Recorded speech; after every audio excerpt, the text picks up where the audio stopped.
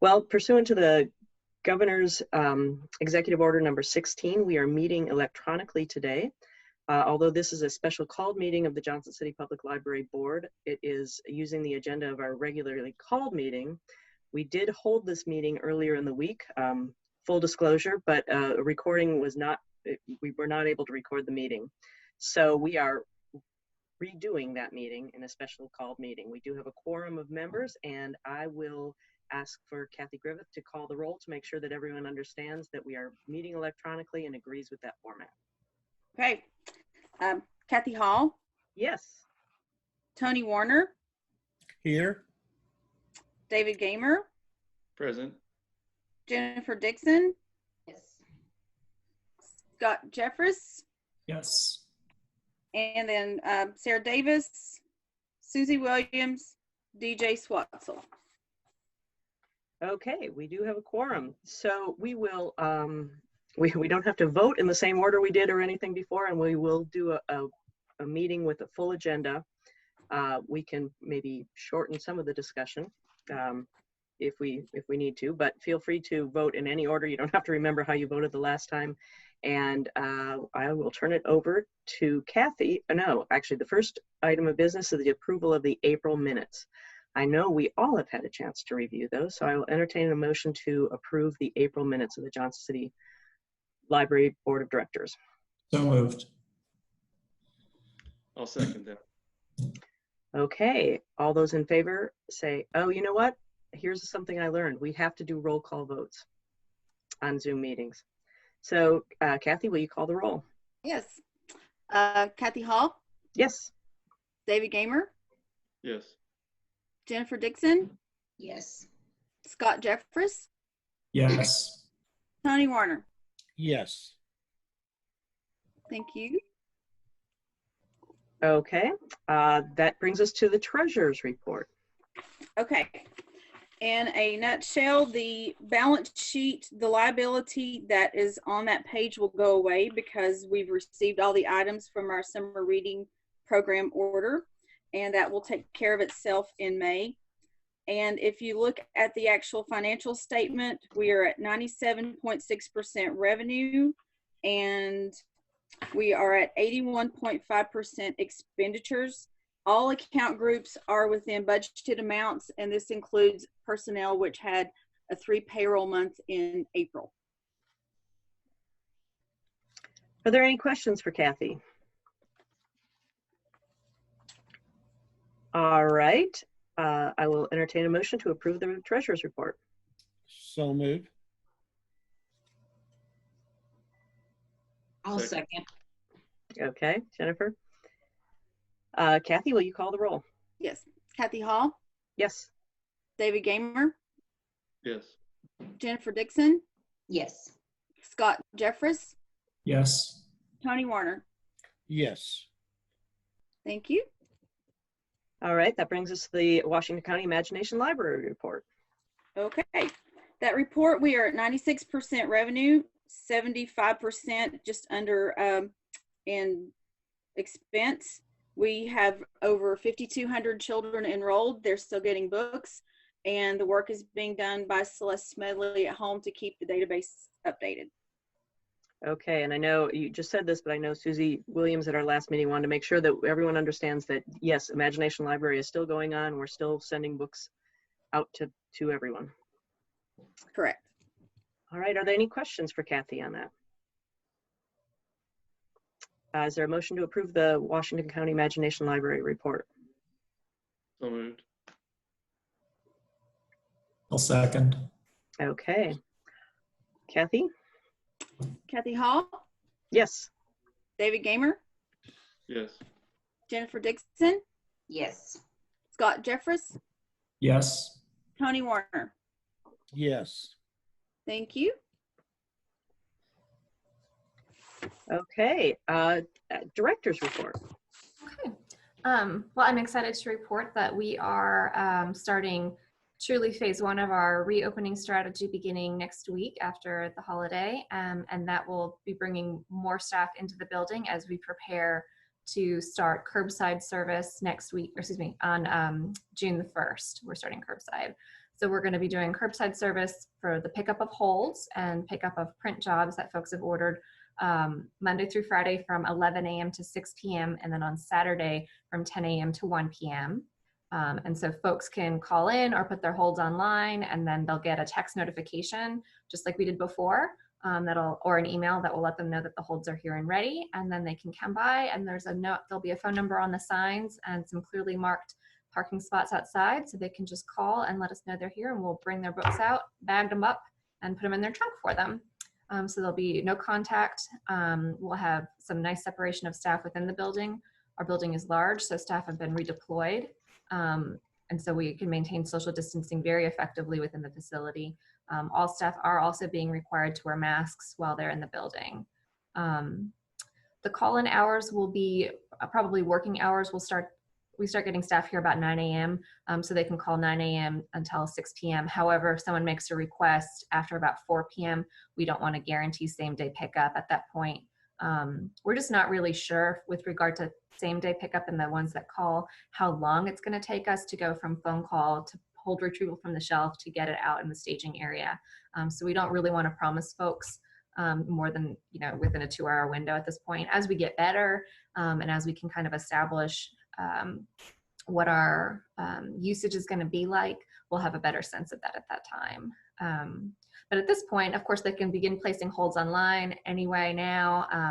We have, of course, suspended notifications. So even if the hold is ready right now, you're not going to get a text until we actually start service. So be on the lookout for that. And then the other kind of unfortunate and weird side effect of the way our alert system works is that if you do place 15 holds and then we have them ready for you, when that alert comes, you will get 15 separate text messages, unfortunately. So I know that's kind of a pain. Your phone will just blow up at you, but at least you'll know that they're here and ready, and then you can come by the library and pick those up. We are also starting our summer reading program on Monday, which is for teens, adults, and youth. We're using a new platform this year called Beanstack. So folks can either register online and log, or they can do an app on their mobile phone. They can group families together. So it's a much more powerful tool, but it's not terribly complicated to use either. And so we're modeling the program a little differently since we won't have any on-site big events. We are going to do more with challenges, badges, and prizes this year. And we thought, what better way to reward, particularly the adults and the teens, than with gift cards to some of our local restaurants who have really been missing out on the business. So we're happy to be able to support them and then get folks something that we think they're really going to enjoy. So we're looking forward to summer reading. It's just going to be a little bit different this year. And can you, excuse me, can you tell us a little bit about how you're making sure the materials that come in are going to be safe? Sure. So all of the materials that come into the building are going to be returned through the book drop. We don't want to have any cross-contamination during curbside. So we're going to ask that folks use the book drop. And then all materials are quarantined for 72 hours after that point. And that'll allow us to ensure that anything on the materials themselves the virus will be dead before we even put it on the shelf. So they're just sort of left in their own space within the facility. And any staff who handle recently returned materials will be wearing gloves, masks, and aprons as well. Thanks. You're welcome. Any questions for Julia on that? Okay. Just one question on the summer reading program. You said it starts Monday. So June 1st. June, okay. Just want to make sure we were talking about the same Monday. Monday, June 1st. So curbside and the summer reading program, and also our roof repair project, which we mentioned before, but that starts on June 1st as well. So June is a big month for us. I'd say June 1st is a big day. June 1st is a big day. Mm-hmm. Anything else? Okay, I don't have much to report from the president's report other than I'm glad things are getting back online, and I know people have been missing the library. Friends of the Library report is also me. We did have a Zoom meeting of the Friends, our first one since the pandemic. We have, for the time being, put our book sales on hold until we find out how things are working and when we can gather in large groups again. So it'll probably be a while. If the library opens up, we may look at expanding our ongoing book sale in some way. But for the time being, we're kind of on hold, but you might see a newsletter coming out for us soon. Amy, I didn't ask you the last time. Is there anything you'd like to report? You're on mute.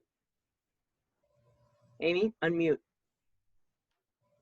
Sorry. We just have a couple grants out right now, the LSTA grant and the CARES grant that's available. Julia knows about both of those. And other than that, we're here if you need us. Okay. Thank you. Is there any old business? Is there anything we've forgotten up to this point that someone remembers was very important in our last meeting? No. Okay. Not from the minutes. That brings us to new business. We have 2 vacancies. Well, we actually have 3 vacancies on our board. One of them is David Gamers, and he has put in his application for a 2nd term. The City Commission will be looking at appointing 2 new board members soon in their June meeting, I believe. And these terms will start July 1st. Julia, we've had some interest in those positions. Can you tell us a little bit about the people that have applied?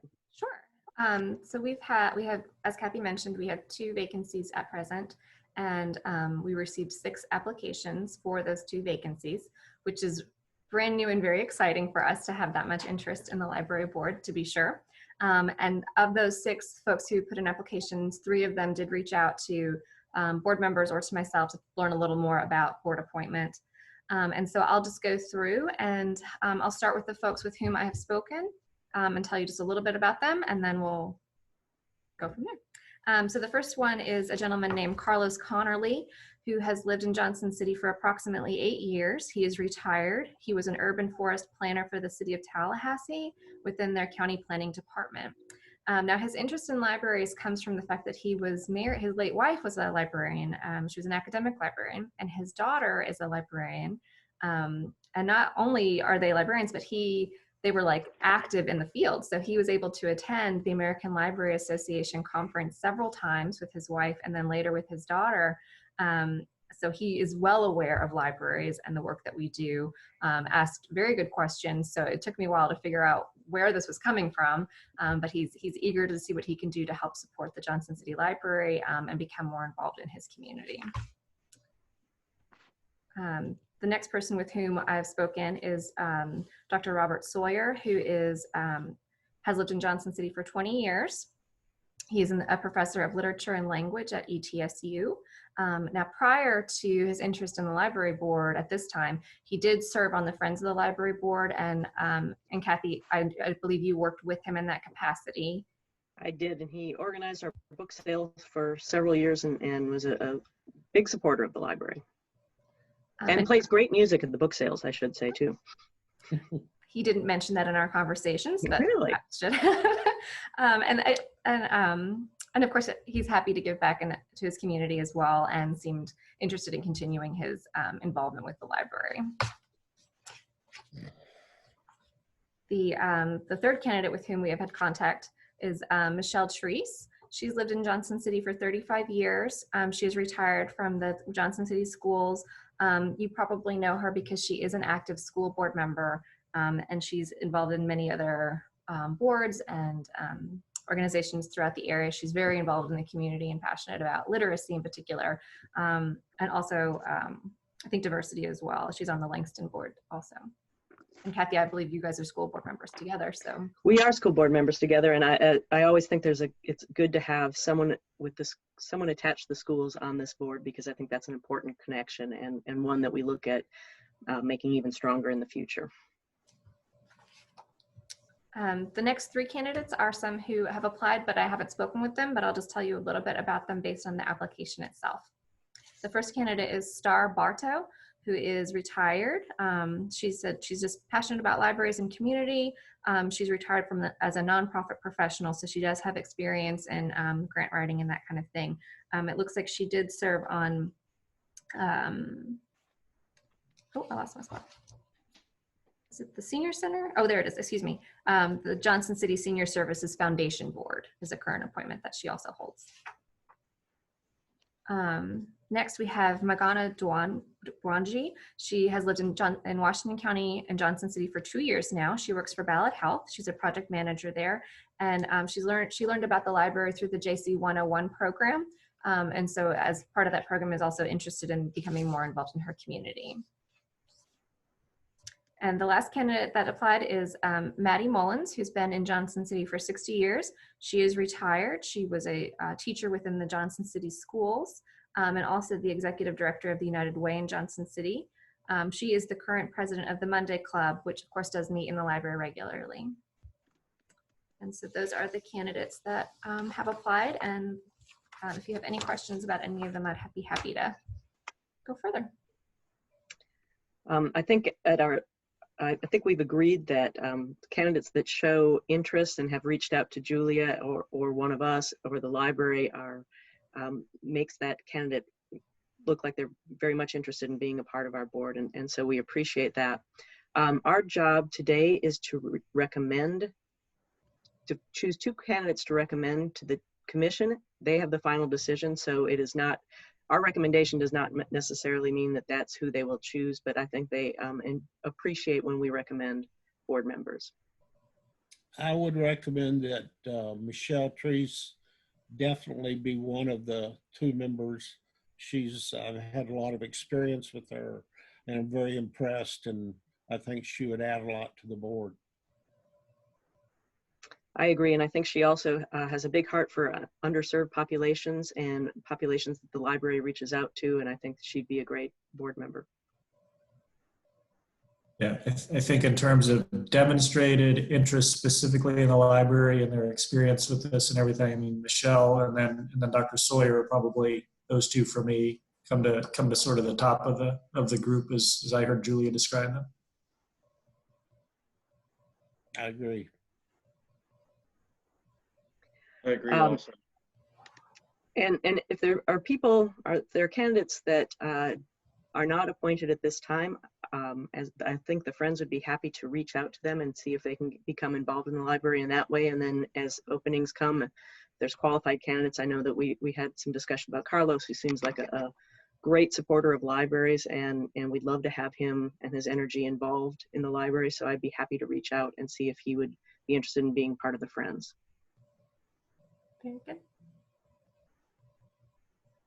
Okay, we do not need to vote on this. But I think our recommendation was that we recommend Michele Therese and Robert Sawyer to the Johnson City Board of Commissioners for appointment.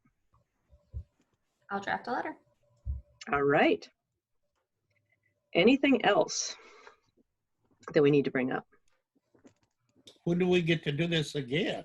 That's a great That will be June 16th will be our next meeting, and unless something amazing happens, we will be by Zoom one more time. And that will be my last board meeting. So thank you everyone for your time again today, and for having this meeting. I know we had to scramble quickly, but I appreciate everyone taking the time to be here. If there's nothing else, we are adjourned. All right, thank you. Thanks, everybody. Bye. Have a great weekend. Bye. Bye, everybody. Thank you.